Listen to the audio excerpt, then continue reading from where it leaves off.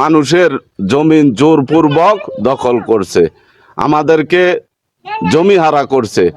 আব্দুর রাজ্জাক বিন ইউসুফ সে একজন আলেম, কিন্তু সে আলেমের তুলনায় যে জঘন্যতম কাজগুলি করছে, সে নিরীহ কৃষকের জমিতে বালু ভরাট করেছে জোরপূর্বক, সে অন্যের জমিতে বাউন্ডারি দিয়েছে, নিরীহ মানুষকে মারপিট করাইছে সন্ত্রাসী দিয়ে, 16 লক্ষ টাকা কন্ট্রাক্ট করে এলাকার সন্ত্রাসী দিয়ে জোরপূর্বক রাতের আধারে রমজান মাসে আমরা ঘুমাইতে পারি নাই, আমাদের জমি জোর করে দখল করে নিচ্ছে। আব্দুর রাজ্জাক বিন ইউসুফ নাকি সাধারণ কৃষকদের, গরিব মানুষদের জমিন দখল করেছে। এই কথাটা কতটা সত্য আজকে আমরা এই ভিডিওর মধ্যে ক্লিয়ার করব।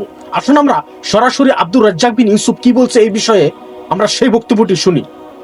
আপনি বিশ্বাস করেন, ওই যে পেপার পত্রিকা নয়, এই যে নেটে দেখা যায় যে আব্দুর রাজ্জাক সাহেব জমি দখল করেছে, ভূমিধস।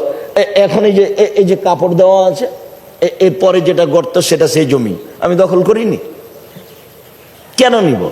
এইখানে একটা জমির দাগ আছে, অনেক বড় দাগ, প্রায় 550 শতক জমি আছে সে দাগে।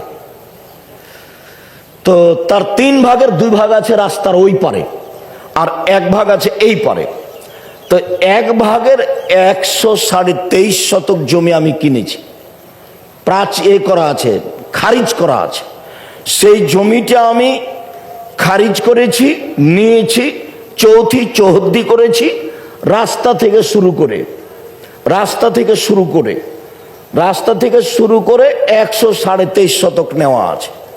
এই দাগে রাস্তার এই পারে যেটুকু বাকি আছে সেটুকু এই সাদা কাপড়ের পরের নিচুটাকু। ও কোর্ট কাচারি, হাইকোর্ট, জজকোর্ট করে কিছুই হবে না। তো এখন আপনি যদি মামলা করেন আমার বিরুদ্ধে, তা আমি না গেলে তো আমি আদালতকে অপমান করলাম, তখন আমার তো ঝামেলা হবেই।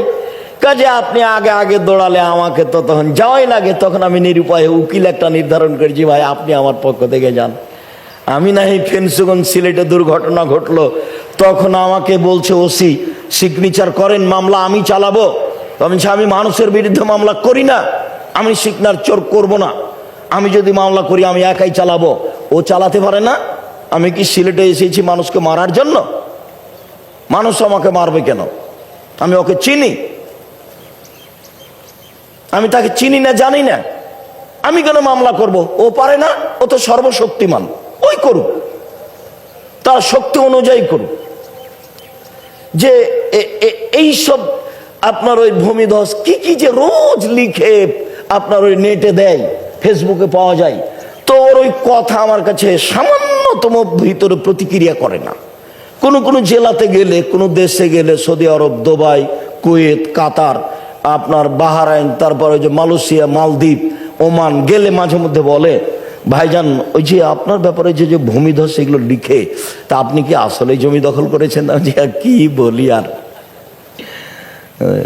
এখন মানুষ তো কিছু বললে কে কার মুখে বাধা দিবে, এটার আমার প্রয়োজন নাই, হবে একদিন। সম্মানিত দর্শক মন্ডলী, আপনারা তো শুনলেনই আব্দুর রাজ্জাক বিন ইউসুফ কি বলেছে। এগুলো হলো আব্দুর রাজ্জাক বিন ইউসুফকে ফাঁসানোর জন্য একটি জাল, একটি প্ল্যান কেউ সাজিয়ে যে আব্দুর রাজ্জাক বিন ইউসুফকে কি করে ফাঁসানো যায়। আসলে যারা কোরআন ও হাদিসের কথাগুলো তুলে ধরেছে, রাসূল সাল্লাল্লাহু আলাইহি সাল্লামের সেই হাদিসগুলো এবং সঠিক ইসলামকে যারা উপস্থাপন করার চেষ্টা করেছে পৃথিবীতে, তাদের উপরই জুলুম তাদের উপরে নেমে এসেছে। আসলে যারাই হক কথা বলবে ইসলামের, তাদের উপর এমন অসুবিধা আসবে না এটা বলা যায় না, সেটা আসবেই। কিভাবে আসবে এটা একমাত্র আল্লাহু আলম। তবেও আমরা 1 ইঞ্চি দ্বীন ইসলামের দাওয়াতের থেকে সরে যাব না, যতই আমাদের উপর আপদ বিপদ আসুক। এটাই একজন প্রকৃত মুসলিমের ঈমান, আর এইটা প্রত্যেক মুসলিমের আকীদা থাকতে হবে যে যতই বাধা বিপদ আসুক আমরা আল্লাহর দ্বীন মানুষের কাছে পৌঁছানোর থেকে বিরত থাকবো না। আমরা সবসময় মানুষের কাছে সঠিক কথাগুলো তুলে ধরবো, যতই বিপদ আপদ আসুক। আশা করি আপনারা বুঝতে পেরেছেন। আরেক ভিডিওতে আবার দেখা হবে ইনশাআল্লাহ। আসসালামু আলাইকুম ওয়া রাহমাতুল্লাহি ওয়া বারাকাতুহু।